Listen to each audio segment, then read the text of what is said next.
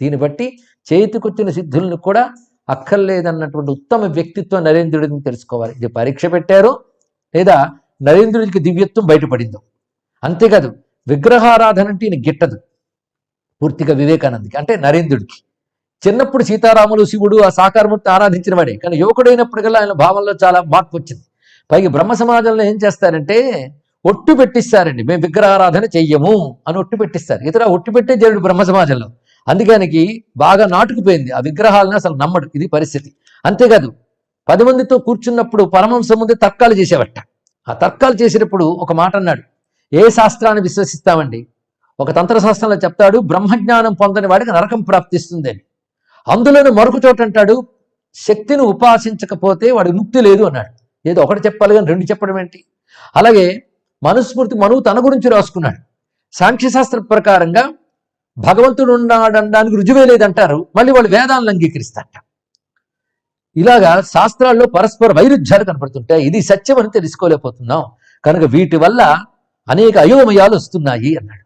చిరునవ్వు నవ్వట పరమహంస. అంటే ముందు ప్రశ్నలు వింటున్నారు, వాటన్నిటి సమన్వయించి ఏ విధంగా శాస్త్రములు పరమార్థాన్ని చెప్తాయి తత అనుభవం ద్వారా బోధించారండి పరమహంస. అంతేకాదు ఒక భక్తుడు పరమహంసతో మాట్లాడుతూ భగవద్గీత సాక్షాత్తు భగవంతుడే బోధించాడు కదా అంటే వెంటనే రామకృష్ణ పరమహంస అన్నారు, నాయన గీత ఒక్కటి చాలయ్యా, అది సకల శాస్త్రాల సారం. అందుకే సన్యాసుల దగ్గర కూడా ఏదున్నా లేకపోయినా భగవద్గీత ఉండాలి అని చెప్పేవాట. అవునవును, మరి శ్రీకృష్ణుడు గీతోపదేశం చేశాడు కదా అన్నాడు మనుగు భక్తుడు. వెంటనే నరేంద్రుడు కృష్ణుడు చేశాడో ఎవరు చేశాడో అన్నట్టు. అంటే ఆయనకి తార్కికమైన ఆలోచనల వల్ల ఇవన్నీ. వెంటనే ఆశ్చర్యపోయి చూశారు, ఇవన్నీ కూడా వింటూ ఆశ్చర్యపోతున్నారు. అంటే ఒక విధమైన నాస్తికం, ఒక తార్కికం, ఒక హేతువాదం కనబడుతున్నది. అంతేకాదు తన సిద్ధుల్ని తన అనుభూతిని శంకించాడు మన నరేంద్రుడు. ఆ తర్వాత శంక వదిలిన తర్వాత తన సిద్ధులు ఇస్తానా అన్నప్పుడు తర్వాత జరిగింది, కానీ ముందు శంకించాడు. ఆ శంకించినప్పుడు అమ్మవారితోనే ఈయన మాట్లాడిన తర్వాత ఒక మాట అన్నట్ట, నా మీద నాకే అపనం కలిగించేవే, ఇకపై నువ్వు రాకన్నట్టు. రాకన్నప్పటికీ వచ్చేవాళ్ళండి, అది వేరే విషయం. పైగా చాలా మంది ఈయన భగవద్ అవతారం అంటూ ఉంటే రామకృష్ణ పరమహంసని ఒప్పుకునేవాడు కాదు. ఆయన అవతారం ఎలా అవుతాడు? ఆయన మనిషి. ముందేమో పిచ్చివాడు అనుకున్నాడు, తర్వాత సగం పిచ్చివాడు అనుకున్నాడు. ఈయన పిచ్చివాళ్ళ కనబడుతున్నా సత్పురుషుడు, నిర్మలమైన వాడు, వైరాగ్యం కలవాడు, భగవంతుడి కోసం సర్వస్వం త్యజించిన వాడు అనుకున్నాడు. ఇప్పుడు మరొక అభిప్రాయానికి వచ్చేట. ఏంటంటే స్థావరమైన రాతి దశకి మృగ దశకి మధ్యలో కొన్ని ప్రాణులు ఉంటాయి. అలాగే మానవుడికి భగవంతుడికి మధ్యలో ఒక దశ ఉంటుంది. అలాంటి దశలో ఉన్నవారు రామకృష్ణ పరమహంస ఇంతవరకు అంగీకరించాడు. అలా అనుకున్నాడు ఆయన.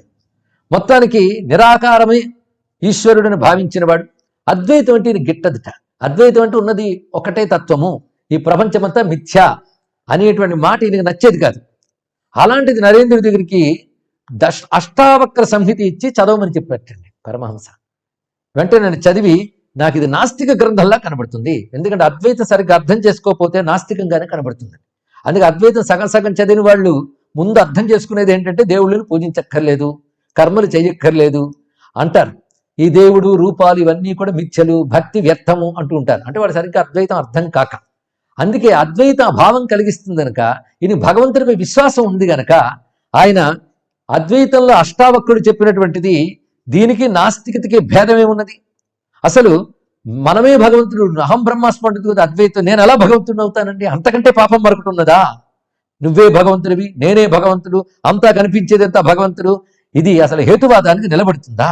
అసలు ఈ గ్రంథాలు రచించిన ఋషులు మునులో వాళ్ళకు తప్పకుండా మతి చెడిపోయి ఉంటుంది అని అంటే చాలా ప్రశాంతంగా రామకృష్ణ పరమహంస సమాధానం చెప్పారు. ఎందుకంటే ఈ జీవుడు ఏంటో ఆయనకు తెలుసు, తర్వాత ఎలా పక్కొచ్చేంతాడో తెలుసు. వెంటనే ప్రతిఘటించకుండా నేను నా కోసం చదవమని అంటున్నా, నిన్ను అంగీకరించమని నేను చెప్పట్లేదుగా, ప్రస్తుతం నువ్వు అంగీకరించకపోవచ్చులే అన్నాడు. ప్రస్తుతం అంగీకరించకపోవచ్చులే అంటే తర్వాత ఎప్పుడో తెలుసుకుంటావు అనేటువంటి భావం అందులో ఉన్నది.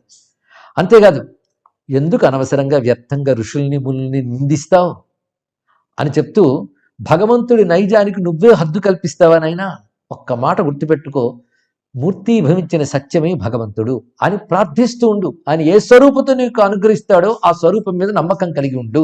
ఇంత సూటిగా మాట్లాడాడు ఆయన. ఆఖరికి ఒక మిత్రుడితో కలిసి మాట్లాడుతూ అద్వైతం భలే చిత్రంగా ఉంటుందయ్యా, అంతా భగవంతుడేట, ఈ కొండా భగవంతుడే, పూజా భగవంతుడే అంటూ విక్రింపుగా మాట్లాడుతున్నట్ట. వెంటనే పరమహంస అక్కడికి వచ్చి నవ్వుతూ వస్త్రం ఒక మూటలో పెట్టుకుని అలా వస్తూ ఇలా రా అని పిలిచేట నరేంద్రుడిని. పిలిచి ఒక్కసారిగా తన చేత్తో స్పృశించేట. ఆ స్పృశించడం తడవు ఆశ్చర్యం.